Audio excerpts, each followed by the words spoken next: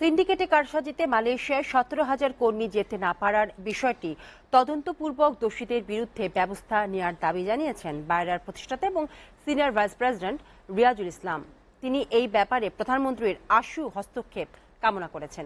বিকেলে রাজধানীর নয়াপল্টনে একটি হোটেলে সংবাদ সম্মেলনে এই দাবি জানান রিয়াজুল ইসলাম। বায়রার 33তম এজিএম এ বিষয়টি উত্থাপন করে তিনি সহ বেশ কয়েকজন সদস্য লাঞ্ছিত হয়ে ওয়াকআউট করেছেন বলেও জানান তিনি।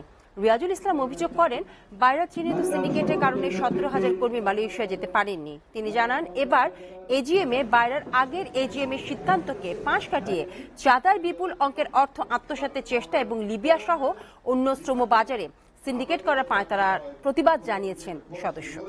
ভবিষ্যতে এই ধরনের কাজ করার জন্য তারা লাইসেন্স পেয়ে গেল।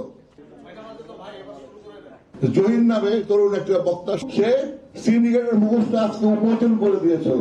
দুই গ্রুপ থেকে ধর মার করতে করতে তার দিকে তেড়ে আসলো। এই 100 জনের দায়িত্ব কি করে এই সংগঠন নেবে যেখানে 3,000 পরিবার সম্পৃক্ত।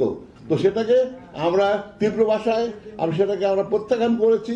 প্রায় 40 থেকে 50 কোটি টাকার একটা হিসাব সভাপতি মহোদয় তার লোক দিয়ে গঠিত বলে গণ্য করে তাড়াহুড়ো করে এটাকে ফাইলবন্দি করে ফেলা হলো।